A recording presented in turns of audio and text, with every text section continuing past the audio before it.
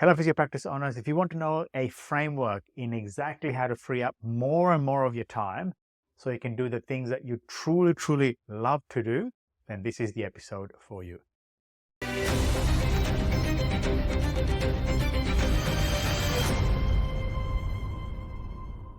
Hello, and welcome to today's episode. It is called Free Up More Time, How Practice Owners Can Delegate and Work Smarter. Now, this is a very big topic. If you really think about it, one of the biggest reasons why we got into owning a practice is to create the lifestyle that we truly want. What I've found is speaking with practice owners all the way from, when the practice is brand new, maybe they're a solo operator, or to a practice owner who has multiple practices nationwide, is that how they manage time can often slip through their own awareness, right? So what I'm about to share with you today is an exact framework, right? You can use every week, every fortnight, like I mentioned, whether you're just starting out in owning a practice or whether you have multiple practices doing, big revenue per year. In the framework, you can use every fortnight, every week, whatever period that you want to truly identify what is chewing up your time, right? And what's stopping your growth. That's a big thing, right? Now, what I want to mention is, if you haven't already, right, this is a book that I recommend to basically any practice that we work with, all right, or any practice owner that we work with. It is a great teacher. He's been a great teacher for me. His name is Dan Martell, and his book called Buy Back Your Time. If you haven't read it, go and get a copy and read it. It is phenomenal in terms of recognizing where you could be chewing time or spending time that is not going to be the most useful, all right? And what I'm going to be doing in this particular episode is just breaking that concept down, what's in this book, into a podcast. But get out there, read the book, get yourself really tooled up, right, with what Dan's talking about as well. But what I'm going to be covering in this particular episode is all the big things that we should be doing every single day. Like I mentioned, doesn't matter if you're just starting out in owning a practice to if you have multiple practices around states and around the country, all right? It's a big thing. Okay, so why does this matter, really? But like I talked about, when I speak to practice owners, whether they are, like I said, just starting out or whether they have lots of practices, one of the key things that they want to keep working with or they struggle with is their time, right? In how to manage their time and how to free up their time, right? Or even if you have a very advanced business with multiple practices, not having a regular enough process for you to audit your own time as the owner of the practice or practices to find out what you should stop doing to delegate to others. What's the exact process behind it, right? Because if you really think about it, everyone in this world has 24 hours. That's it, right? It's how you use that. That's the most important thing. So for a practice owner, all right, your time is the most valuable resource. Once you spend it, you can't get it back, right? So you've got to spend it really wisely on things that really matter. So how do we do that? One of the best ways to do that is use your time in focusing on high impact activities that grow your business. That's the biggest thing, right? You got to find out exactly what those are, right? And your aim is to do them and delegate the rest, because you want to delegate the activities that are not in line with scaling and growing your practice, whether it be hiring new staff and growing that way, increasing revenue, getting the new practice, right? All that kind of thing. Anything that is not in alignment with growth of your practice, you want to delegate, because your role as the practice owner and the business owner is to drive growth, right? To keep it growing. And you can't do that effectively if you don't focus on the activities that leads to growth. That's a very big thing. And that's why it's so critically important. How do we do this? A really good way that you should do it, like I mentioned, every fortnight, every monthly is probably where you want to start off. But ideally, you want to do this every fortnight or every week, right? If you really want to be strict with it, set aside half an hour to do this, all right? And it is what we call the time energy matrix, right? Let me pull this a little bit forward so you can see what's going on here, all right? Now, in the screen, you can see there's a matrix, right? In the x-axis, the horizontal axis, it's, the further you go in that horizontal axis towards the right are the tasks that light you up, right? And on the y, or the vertical axis, is, the tasks that make you money. So the higher you go up on that vertical axis are the tasks that make you money, right? So we've obviously divided this into 4 quadrants, right? So basically, if you want to have a look at it in a very holistic point of view, you got on the bottom left-hand corner of this matrix, the tasks that don't light you up or drain you, that don't make money. That's on the bottom left. Now, if you want to contrast that with in the top right-hand corner, you have tasks that really light you up and energize you, and tasks that make you a lot of money. You want to be focusing on that. That top right quadrant is called the production quadrant.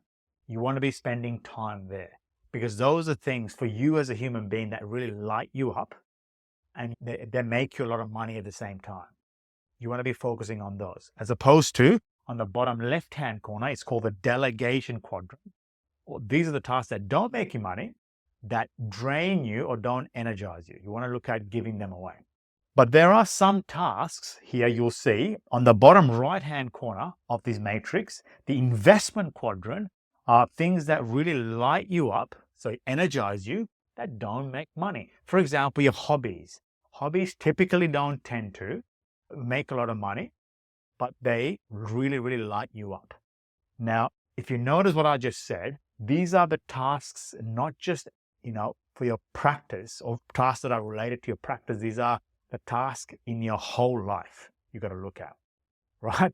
Right down from eating, snowboarding, playing football, whatever that is, you got to have a look at everything and put them into a quadrant.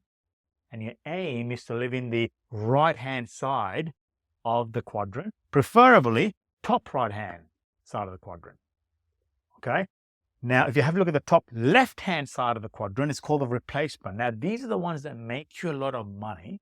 So they're very important to be done, but it doesn't light you up or it might drain you. For example, looking at the books and making sure how your profit margins are going or whatever that is, accounting, let's just say, right? Now, I know for a lot of people, when it comes to accounting, it probably drains you, right? Drains me. I have a whole team handling all that sort of stuff. I make the decisions on it, but I let somebody else handle the main managing of that because it drains me, but it energizes them, right? So what you want to be doing is you don't want to ignore the ones that are making you a lot of money, whatever that is, right? But you want to delegate that into people that light them up with that activity. So for example, in my example, my accountants and my finance team, they absolutely love numbers and how to deal with that. It lights them up, right? So you want to need to make sure that you just don't want to give it to somebody just because you want to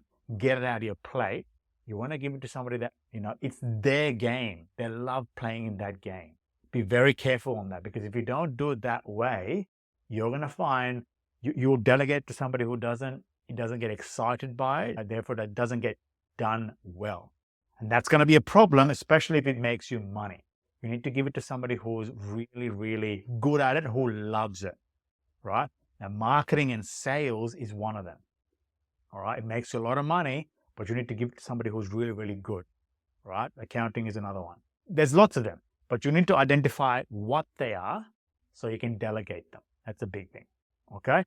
So the question is, how do we know which tasks belong where?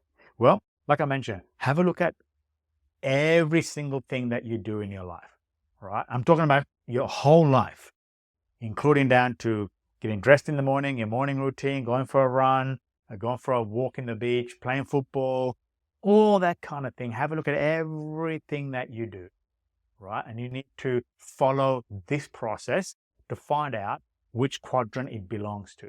So the first thing is write a list of all the things down that you do in a week or in a fortnight, whatever the audit period is. So if you're doing a review every fortnight, write down everything you've done in that fortnight. If it's a month, write down everything you've done in that month. That's the first step. Write everything down. And I mean everything down. After that, what you want to be doing, so how do you find out if it makes you money or not? Now, after you've written down all the items, you need to assign one of 4 things for that particular task when it comes to making money. And that is, dash or 0, it does not make you any money. $1 sign, $2 signs, $3 signs, right? Depending on how much money it's making you. You need to make a sound judgment of what the task is doing.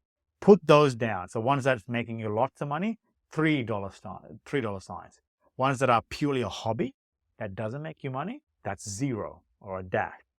All right, that's the first step. Go down the whole list of tasks or things that you do. All right.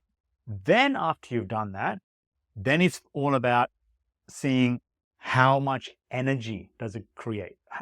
Which tasks light you up and which tasks drain you or is work for you or draining energy. Right. And the way you do that, so in that list now, have a look at all the tasks. All right. With a red highlighter, highlight the tasks that drains your energy or doesn't improve your energy. Red, red, red, red, red. Okay. And everything else technically should be green. Right. So things that light you up, highlight them with green.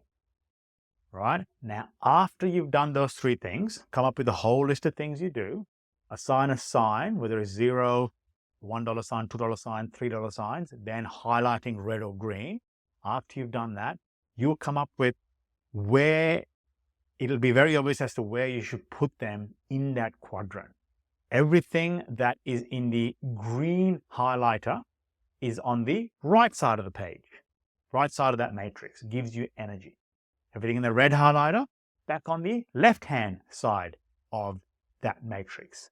Everything that makes you a lot of money is on the top of the matrix. Everything that doesn't make you money is in the bottom of the quadrant, bottom of the matrix. Right? So obviously, if something is green and $3 signs, that's in the top right. You want to be focusing the things that are appearing in that production quadrant, all right, the top right. Focus your energy on there because you love doing them. It gives you energy and it makes you a lot of money, right? Focus on them. Anything else, you've got to try and look at giving it away. Other than obviously the hobby or the bottom right quadrant, which gives you a lot of energy, doesn't really make you a lot of money. So basically anything that is not in the right half of the matrix, you want to delegate, okay?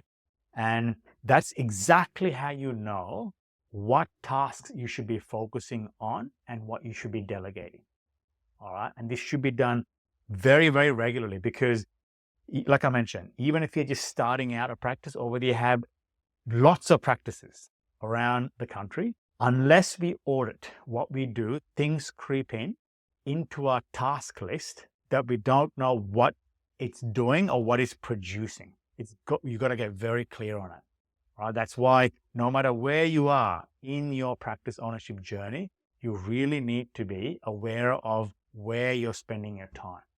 So this is important for everyone, not just people who are starting out, or it's basically important for everyone. I do this every fortnight. That's what I do.